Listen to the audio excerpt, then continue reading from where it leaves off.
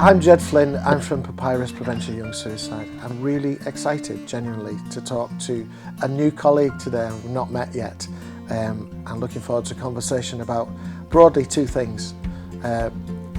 Being deaf, being a person who may be thinking about suicide, and a third thing, how we can work together to save lives. My name's Debra Cartlidge and I'm the CEO of the Deaf Village Northwest, which is based in Blackburn. We have created a community for our deaf community. We empower, engage and provide opportunities, and we're so excited to work with Papyrus to provide a platform so that deaf people who use sign language can access services if so they are feeling suicidal. I want to start by saying thank you for what you do. Yeah. My sign language is a bit old now, but I'll try a little bit. But I want to say, really, to begin, I want Papyrus to be known everywhere in the UK, and particularly I have an interest, as I hope you'll find out, in the deaf and the hard of hearing, and the acquired deaf communities. So if we can work together, that'd be fantastic for me. Do you know what is absolutely refreshing is to come to an organisation who are open to making accessible services accessible, especially for deaf people. It is a real hidden community, really, and often forgot about. So for an organisation, a national organisation like yourselves that are prepared to work with each other, and we're obviously experts in our own area, to come together, it's just absolutely amazing. Yeah, I think it's important to say that leadership is vital here. Accessibility sometimes happens by accident, but it's important. It's hard if the people at the top, the chief exec is not with it. So I pride myself on learning all the time about improving access, not just for deaf people, for disabled people. I also want to say this because talk about suicide is difficult. If you're watching this, it can bring up feelings that are new or old, and it can bring them up again. So it's important to say, be careful, help me, Yeah, be careful. Yeah. But as we talk together, Deb, I find there is a lot of similarity between being deaf and thinking about suicide. Let me explain a little bit. Being deaf in a hearing world can be impossible, really difficult, and you have to pretend. Thinking about suicide can be difficult, so you pretend and you keep it silent. Do you understand? It's all that complete isolation. So the person who's thinking just now about suicide is more than their suicidal thinking, but the world reduces that person to that part, the suicidal thought. And I have to be honest, and sometimes I reduce you to your sign language, or to your cochlear implant, or to this part of you. And already I know that there's much more to Deb's than being deaf. Yeah. Do you know what I mean? Yeah. So there's a sort of synergy between being deaf in a hearing world and being suicidal, thinking about suicide in a world that refuses to think and to help. Yeah, for a deaf person, navigating a hearing world is extremely difficult. From the minute you wake up to the minute you close your eyes, you imagine the amount of kind of life admin, work, friendship, healthcare, everything is a barrier. We've witnessed services like the crisis team passing a telephone number to a deaf person and said, when you're in crisis, here's a number for you. I mean, it's just absolutely mind-blowing that happens today. Here's a telephone number for you.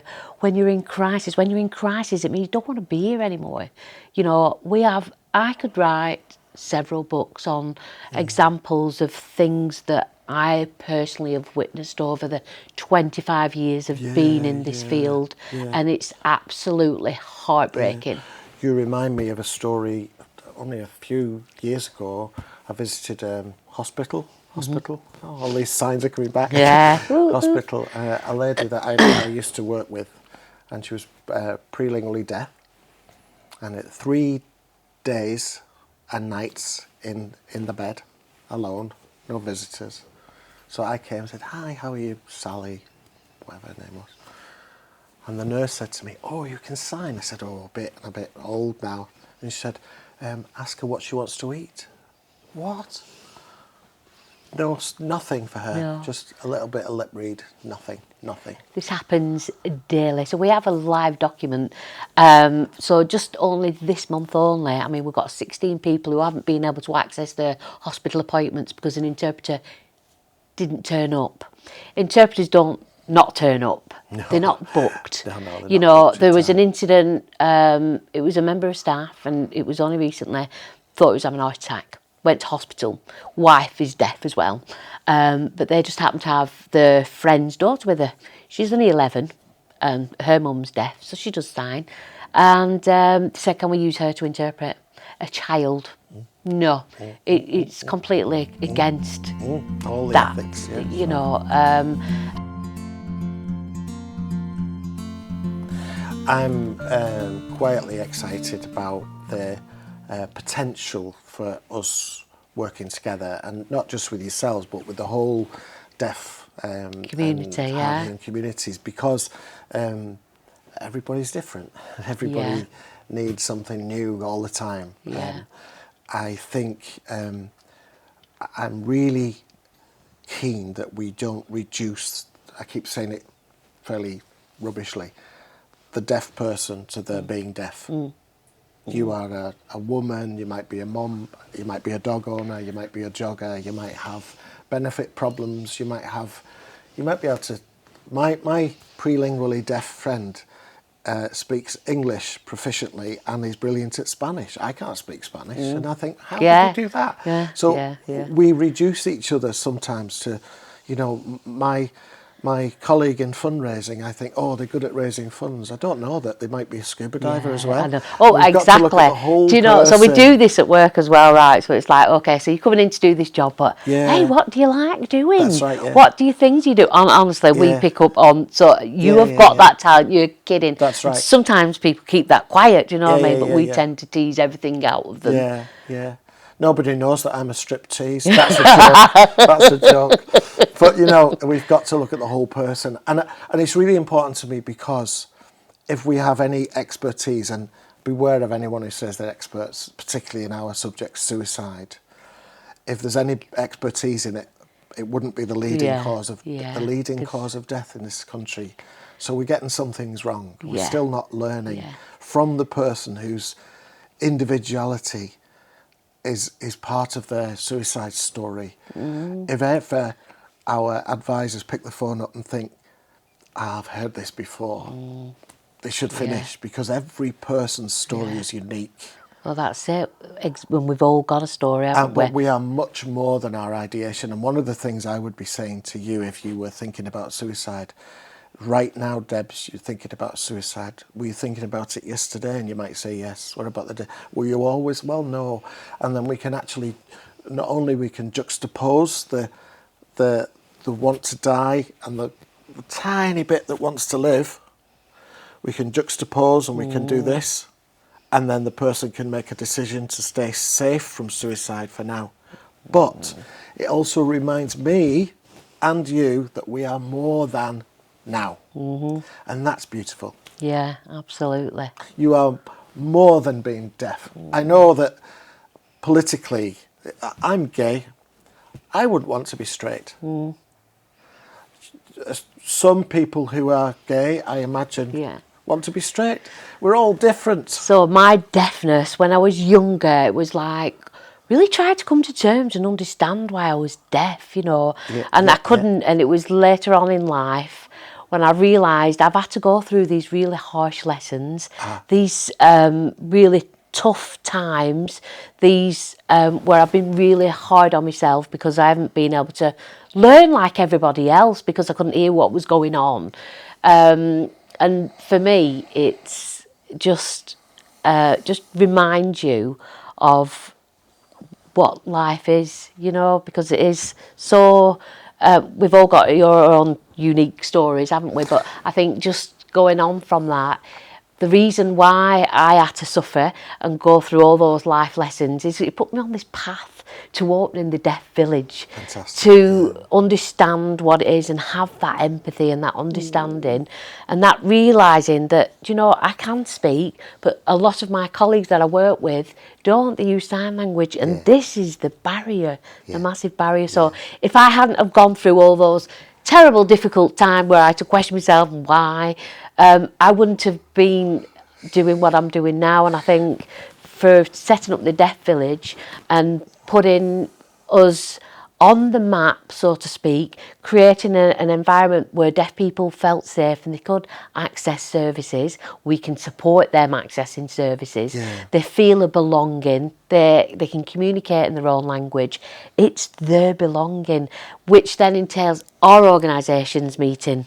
Because if we didn't have that community and you didn't do what you've done and drove and created and developed this organisation, where would we be? So it's just absolutely amazing that... I think it's really important that there's so much going on in my head, but that belonging and connection We all need it. is important as a human being. But in our sort of strategy, we've put 3 things: to be innovative, to be sustainable, and to be a leader. But our culture is 3 things. And one of those is to be the best. Mm-hmm. One of those is to think very carefully about all the decisions we make. Yeah. But importantly, the main one is to build connection and belonging. I want to reflect back to you. I think I know your favourite word. Ooh, go on. Privilege. Privileged, absolutely, because... Say more. Yeah. Privilege. Yeah. Just say what comes when I say that word for you. What comes, a privilege, that hearing people have a privilege that they take for granted daily, and without realising it, it's no criticism, because it's just something naturally we're given, you know, but deaf people don't have that. Yes. And just imagine how privileged we are now to be sat here getting to know you. That's right. I mean, I've learnt loads about you, really interesting stuff, Yes. great stuff. Yes. And if one of my deaf colleagues was sat here without an interpreter, none of you are getting that privilege. That's right. None of you can try your best. So I use that word a little bit differently. I often say to my colleagues, we have the privilege to help. Mm-hmm. But to be personal, I want to say this, it's important. If you hadn't had that personal experience of isolation, you wouldn't have the same felt experience to translate that into building this charity. And I want to dare to say, it's a little bit similar for me. So growing up, I felt very isolated, had to pretend, had to go along with follow the crowd, but I felt completely different to them. And as an aside, I'm also thinking about autistic people. Mm-hmm. Autistic people. Often we get story about people having to pretend. So I came to this charity almost by accident. I applied for the job. Why did I stay? Why do I stay? Every morning I get up and I don't want to make a difference. I want to be here as a constant for anyone who feels they have to pretend to be the same. Yeah. We are all the same in one thing. Yeah. we're all different. Yeah, yeah. We're all So I unique. think the life puts on us that we all should be independent. But if we were all going to be all independent, we'd all be the same, wouldn't we? Yeah. And we're all completely different. The only thing that unites us is that we're different. Yeah, yeah. Diversity can't be an option because we are so diverse, I know. aren't we? It's like at work, you know. It's just when we get our team together and we've all got different skills, and you put them together, and my God, we become powerful because of all them skills that are together, which is just amazing to watch. But that is everybody. Working in a charity just now is difficult. Funds are depleting. People are challenging, need is increasing. Tell me about what your challenges are as a charity. Yeah, so it's obviously it's always thinking out the box, and you mentioned a word before about innovative. I really struggle saying that word because I'm dyslexic as well with sprinkles of ADHD. So I think it's always thinking out the box. It's always doing, when you do the right thing for people, the universe looks out for you. It absolutely does. And I think when you're doing things for other people and you are uniting, so what we've done at the village is created an army. So whether you're struggling in one area, there's always something that's going to come back, and it's always having that positive mindset as a leader as well. Do you know that the turning the negatives into a positive? When one door closes, another one opens. But we do face challenges, and that's always kind of funding. You know, if the funding goes, what are we going to do? But again, it's about staying focused. It's about bringing the team together, and I will never make a decision on my own. You know, it's always a group decision because my view, it can be completely different to them 10 people sat behind me. And I just think, I never thought about it that way. And do you know what? It's okay to go, I didn't think of it like that. Because do I know everything? No way. Absolutely no way. And I won't until I'm not here. Every day is a learning day. And I think once you can admit that, well, I'm not right good at that, but he is or she is. So why don't you do that? And I'm just going to do what I'm good at. And it's all about learning together. I think if you're in a safe place where you think, I don't know how to do that, shall we learn it together? Shall we learn it together? I agree. I often say when I'm weak, I'm strong. Yes. When I'm strong, I've got to be careful. Because I think I know it all. Yeah. So a friend of mine, the best advice was to get used to saying I don't know. But let's find absolutely. I don't know, and it's fine. But if you keep again, that word pretend. The word pretend. Yes. The more we pretend, the more Yeah. dangerous it becomes. Yeah. But I do think it's difficult just now in the charity world. The Secretary of State is saying horrible things, saying, you know, certainly in the mental health world just now, we're over medicalising mental health. That's not help. It might partly be true, but it's not helpful. And language is so important. Charities are doing the best on the back of, often on the pennies of the poor, as I call it.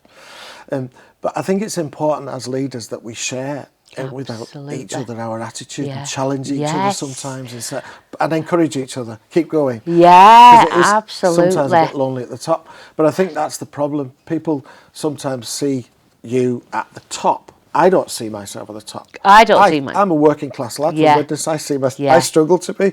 Put my tie on and be the posh person. I'm much happier actually at the grassroots. You know? Absolutely. I think modelling that is where we find strength. I turn to the team and say, you know how to make a video, I don't.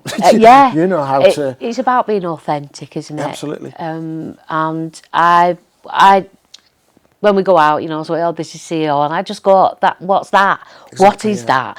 Do you know, because I am no better than our cleaner or our maintenance person or our support worker, our senior support worker, our finance lady. We are all equal. We've all got skills to contribute to make us amazing. You're absolutely right. There's an image that accidentally is behind us here, and it's one of our films. You may have seen it, and it's called Sinking Feelings. We all have, I don't know what I can do sinking feelings, but I don't know what that actually translates into a deaf mind, so forgive me.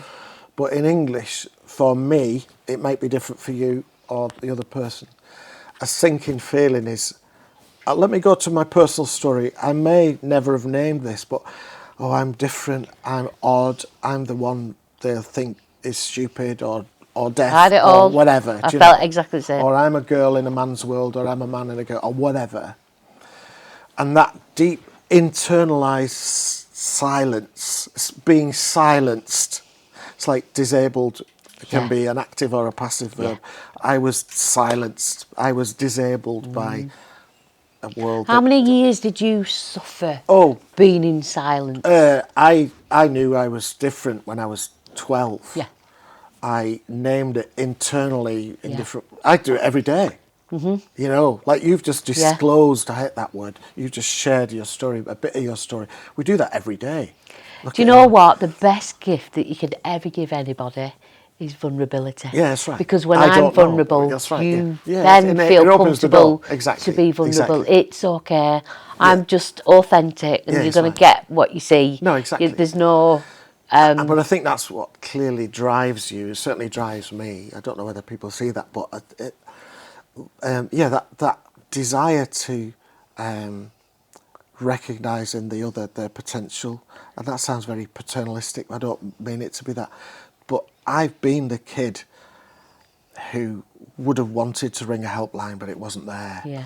I've been the kid who would have wanted to be part of the game, but actually was left out. I've been the one saying, you have those three and we'll have to have him. That sounds like a poor little me, but I'm trying to resonate with what it might be like for a child who's deaf in a hearing world, who's forced to sit on his hands and voice. Yeah.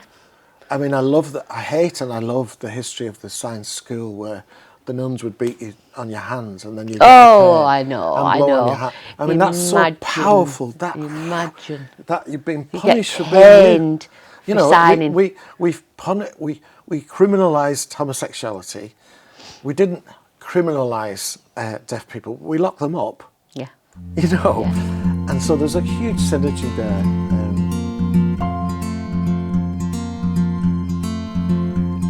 Where do I want to go next with this? I guess I want to go back to my feelings, and my feelings is we arranged to make a video together. I'm feeling so, it's your word now, privileged. Yeah. And opening that vulnerable door about, we did have a script and we binned it. And actually I think that's a very powerful image. Yeah. Bin the script. Yeah. Say who you are. Yeah. In front of a minister, on a helpline. Yeah. Say who you are. What's the worst that can Yeah. happen? Exactly. Neither of us has died yet. Yeah. You know, Yeah. what's the worst that can Yeah. happen in saying, in our case, I'm struggling, I'm thinking about suicide. So maybe I should say a little bit for viewers about what we offer. So we run a service which was founded in 2005, so it's 20 years old, and it's adapted, it's changed.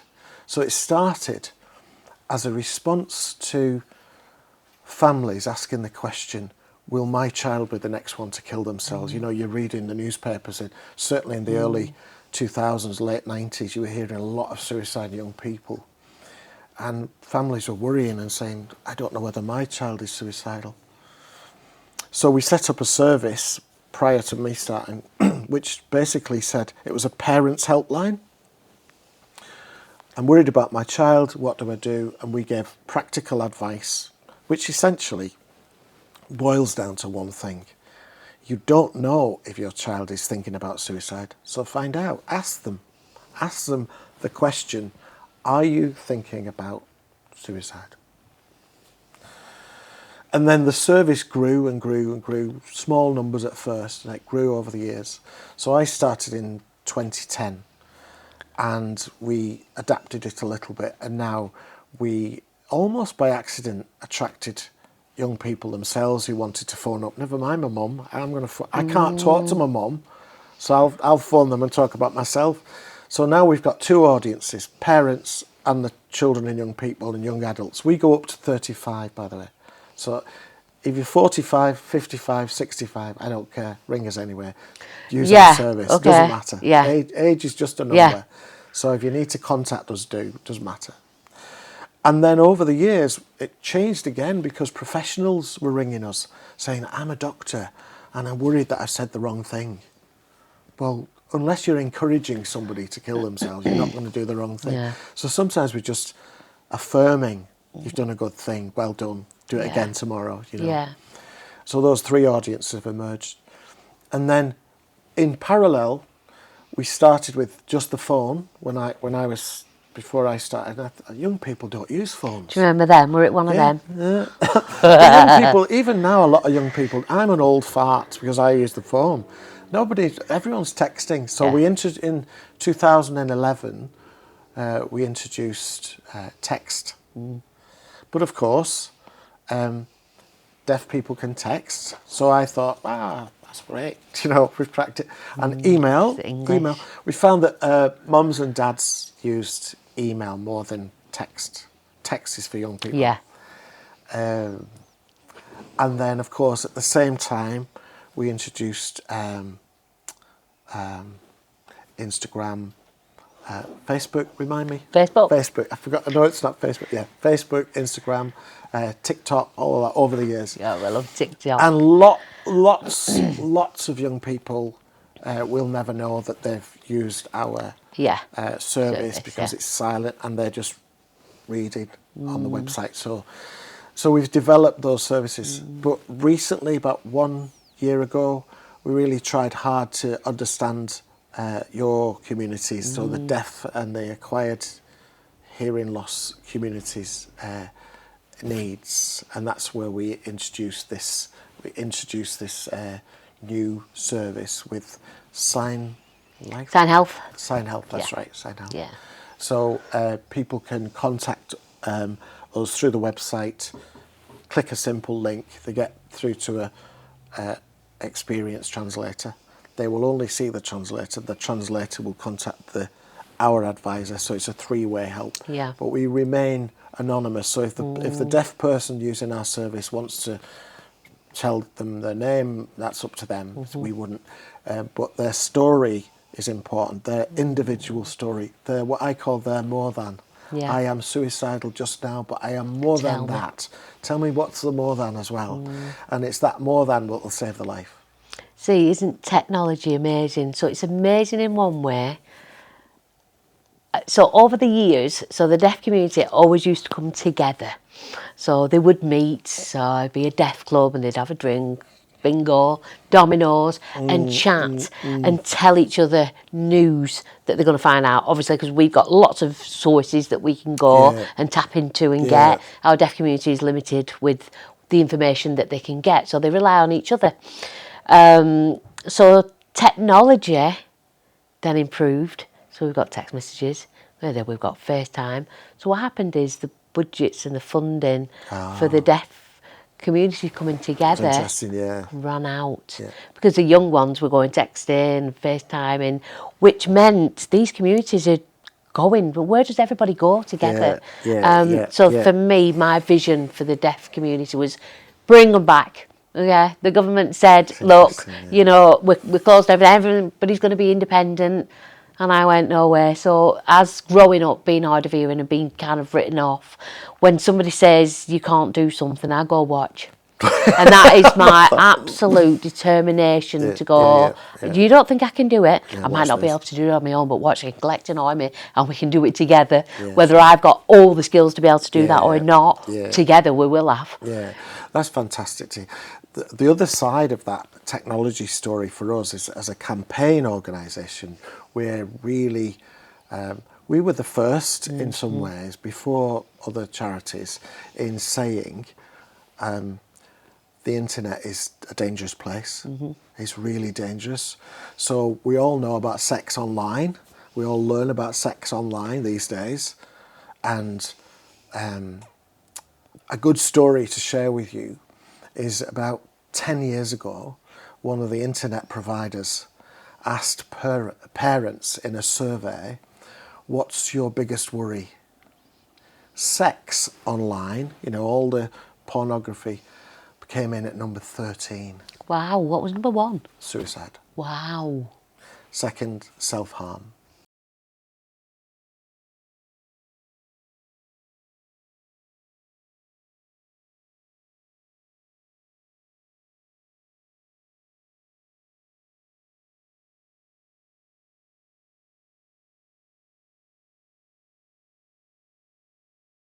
But I think in some ways, at least it's out there.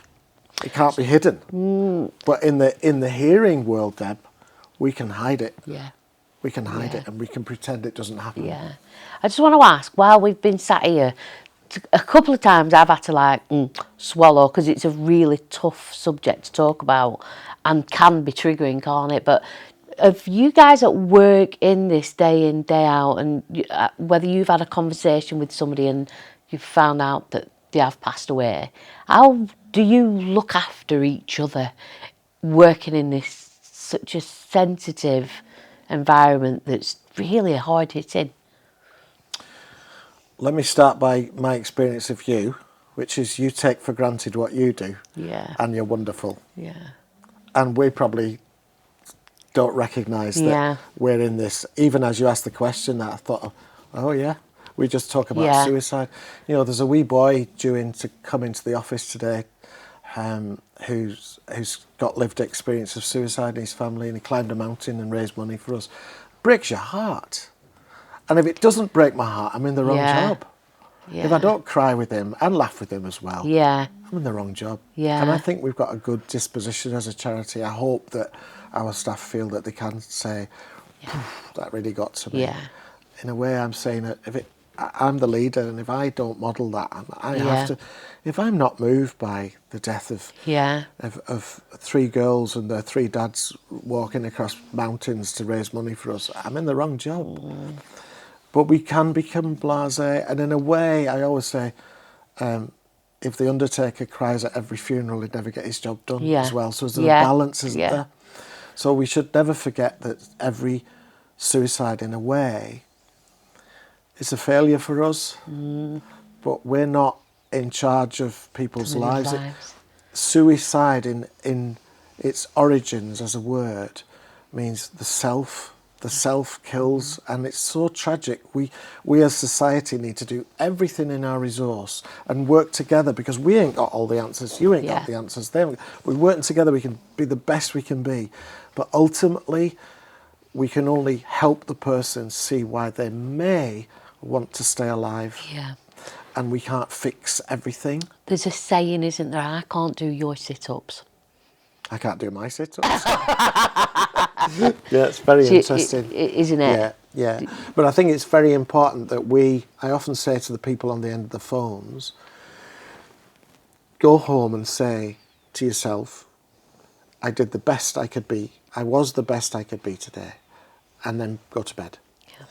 You are not responsible if the outcome is the one you didn't hope for. We all have our own life path.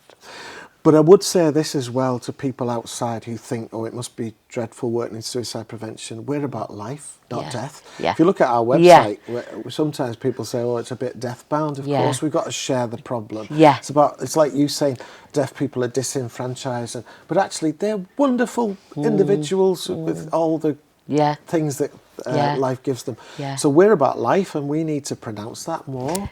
It's very similar, isn't it? Because while we battle every day and see that that they're let down by society and services at every step, as well as wonderfully we can give them these opportunities and create this community and bring people together and see amazing successes as well as the battling, which is exactly the same for you guys, isn't it? I've got this. I've said it again and again during our time together, but we risk reducing ourselves to our parts, and we do that to our self as well. I'm a chief exec, or I'm a this, or I'm not very good at rugby, so that means I'll never try. Okay. So I grew up thinking I was rubbish at sport, and then my dad got sick, and on a whim I bought a bike and I became a champion cyclist for the next 3 years. What happened there? Isn't it? So we reduce ourselves to something at our peril, and again I'll say it. When you're suicidal, I talk about the suicidal cocoon. We lose control over whether my relationship can be repaired, or whether my debts can be paid, or whether my sexuality can be changed, or whatever it is that's troubling you then. The only thing that a person can control is whether they should stay alive, to be or not to be. Yeah. And actually, if we can remind them in that sacred space that's important. We stand with them there, holding them with them. But actually, there's more to them than that as well, and that more than will save them. Yeah. I mean, us as human beings, why do we always kind of focus on the negative? My community will come to me, lots of them, all the time. I'm really rubbish at maths and English. I go, and? What are you good at? Does it matter? What are you good at? Let's look at what you're good at. That's right, yeah. You know, and I think once you start kind of exploring... But I want to push us a bit internally, Deb, as well. As leaders, I think we have a duty to model that vulnerability to others. We've talked a little bit about that, but we've got to be really honest. Sometimes I gave a talk once, a big posh lecture hall, and I dared to say, I suffer from imposter syndrome. Am I the only one here? And there was a pregnant silence, and then people's hands started going up.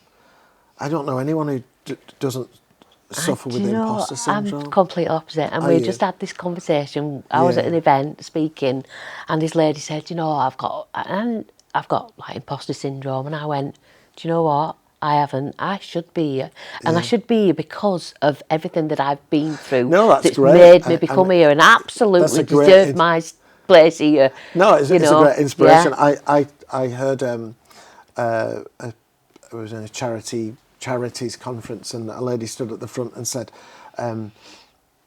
people were criticising chief exec salaries, and she said, "I get what I get paid because of what I do and because of what I've learned and da-di-da." And partly I'm going, oh God. But she's right, but it's a difficult... Yeah. We can talk about suicide and sex before we talk about salaries. Yeah. That's the British way, isn't it? Yeah. But whatever it is that's making you feel less than you should be, we need to redeem that. Absolutely. We need to hold that and hold it to account and say... So what... I love that phrase in cognitive behaviour therapy, what's the worst that could happen? Once it's out there, what can people do? They can criticise it, and they can say, oh, okay, so you're gay, or you're deaf, or you earn too much, or whatever. What's the worst? But I think there's something about that self thing that's important, and I want to talk about self-care, especially because we're sitting next to part of my self-care. I know that my mental health is better. I'm going to play with an idea here. Not because I have a dog, but because I made the decision to buy a dog and change my life to have a dog. Does that make sense? So I'm big on agency. And again, I don't know how that transliterates into sign language, but I am more than, and I can choose. Now, I know that I can't choose to go to Barbados. I can't choose to move house if I'm in a relationship. You know, there are some things that I can't choose. But within your world, there are things that you can have agency over.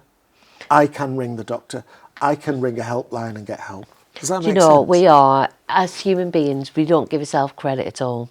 So you think, so from going back 2005 when you came on board and created this whole business, that was a thought in your head.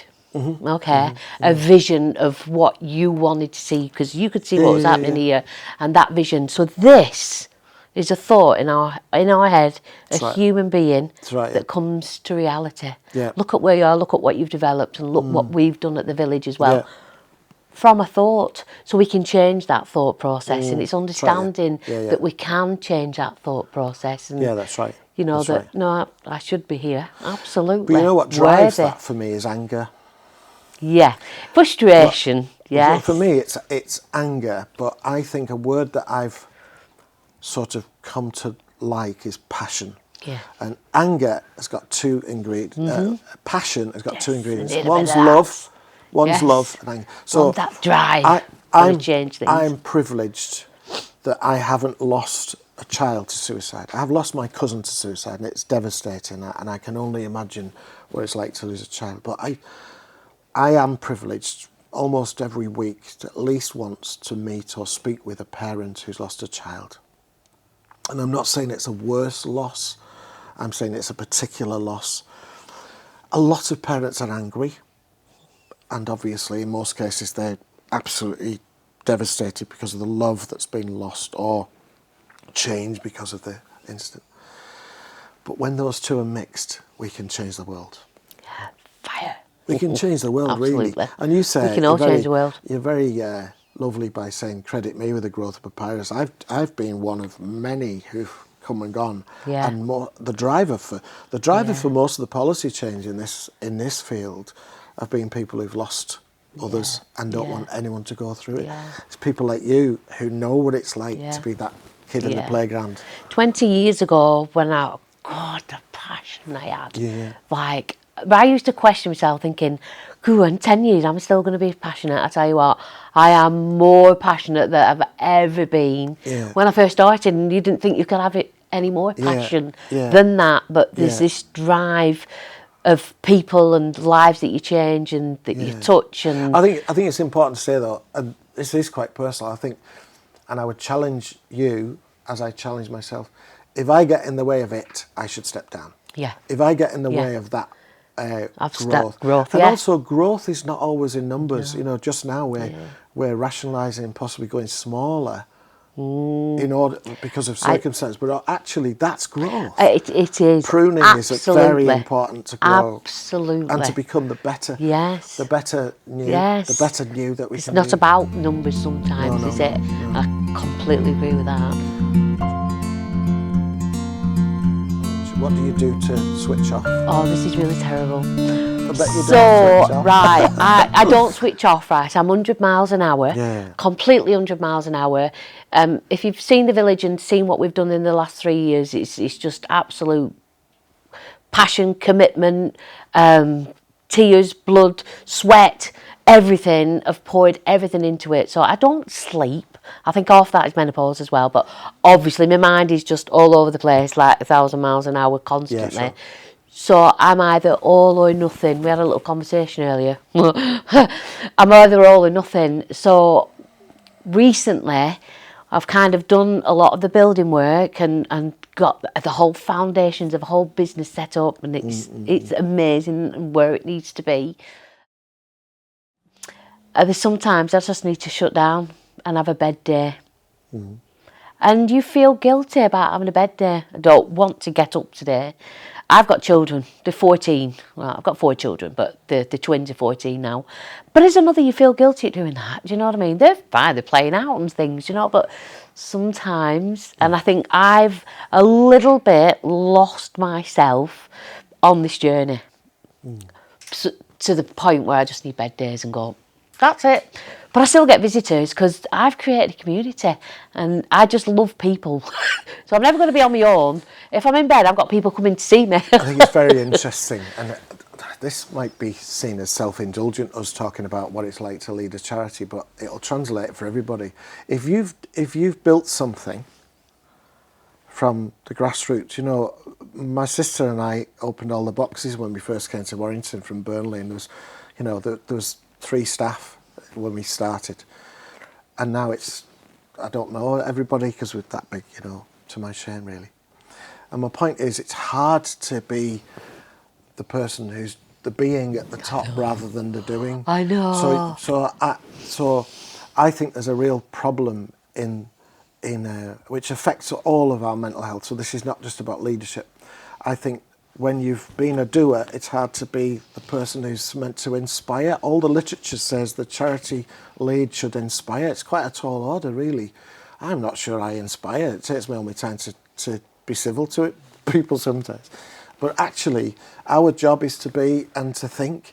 So yesterday, unusually, I had an afternoon when I didn't have anything to do, and I really worked on not doing and thinking. And just thinking. That's my job. Thinky action. That's my job. Okay. Thinky action. That is a really incredible word, because I am so fast and my brain's constantly going. Yeah. I feel like if I'm not doing anything, then I'm not doing anything. I've got to be doing. No, thinky action is doing. That's right, yeah. You're sitting down, you're thinking but about again, it. You are doing something. In saying that, I'm saying to everybody watching this, whether you're working or not working, in your life, let alone your job, give yourself permission to be yourself, always. It took me a long time to bring myself to work. The little boy in the playground is now in work. Yeah. and everybody knows that. And I've talked about my story, not to be self-indulgent, but to model. You can be yourself at work as well. Yeah. Whatever you bring to work, bring it. Yeah, yeah. You know. I don't want to be in charge today. I just don't want to be in charge. I am.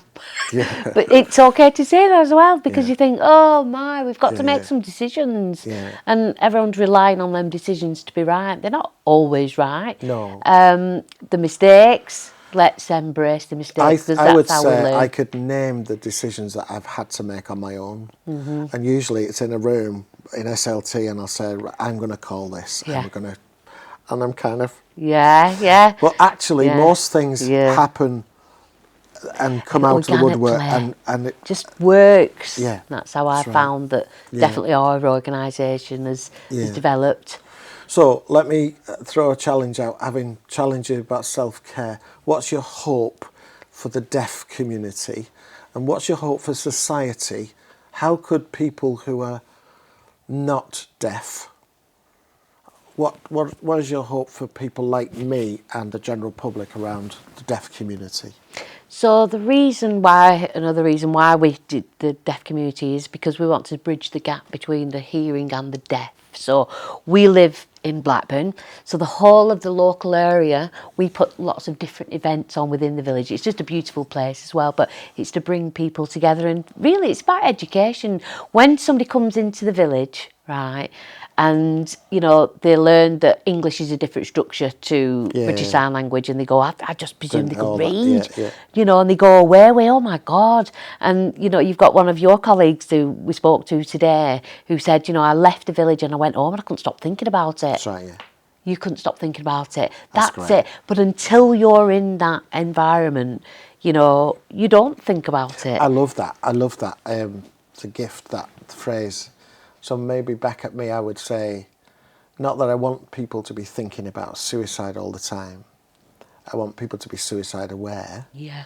And I remember we were teaching some intervention skills. So basically we're teaching a group of people how to spot somebody they're worried about and how to broach it and say, listen mate, I'm thinking you're not yourself. Are you thinking about suicide? And that's so difficult for most people. And this person said, so are you basically saying you should be asking everyone? Now I'm not suggesting there's an answer to that, but the attitude behind it is very important. Why wouldn't we be conscious all the time? Yeah. Why wouldn't I be conscious all the time this person may not be able to hear me? Yeah.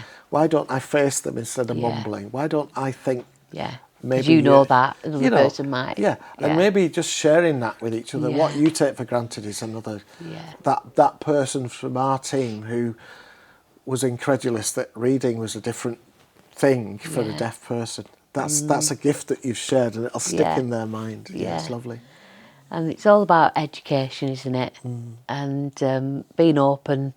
And you touched on something, and you know, if you, it's not about, I think, seeing anybody that's down. I think if you see somebody on the street and they've got a beautiful dress on, tell them it's beautiful. Tell them you love the shoes, because that sticks with them. That little thing could help somebody who was suicidal, thinking actually they have no idea, but they've just made my day. Be kind. I think the point you make is very strong, but you've reminded me of a story where a woman whose son had taken his own life. We were at the inquest, and the GP came to talk about their experience of the boy who'd died. And the GP said, that's the thing, he was smartly dressed and he looked good, and therefore I thought he was okay. Because we're all pretending, and we're all hiding. And didn't ask, that's right. So back to us, this sounds self-indulgent, but, oh, they're all right, they're the boss, they'll know the answer. Actually, maybe they don't. No. Maybe you could give them the answer and talk, you know. We're all human. Absolutely, yeah. Whether you've got a title, whether you're this, whether you're that. Exactly. We're all human. Exactly. No matter what colour. Unless you're a dog. Yeah, well, yeah, I mean, well-behaved dog as well. Yeah. What do you think, Gibbs? Any contributions? How are you feeling today? So I hope that's been helpful for people watching this. I found that really enriching, Deb, and I really look forward to off camera making this more real. And absolutely, definitely. Yeah, thank you for your time. Thank you. Yeah.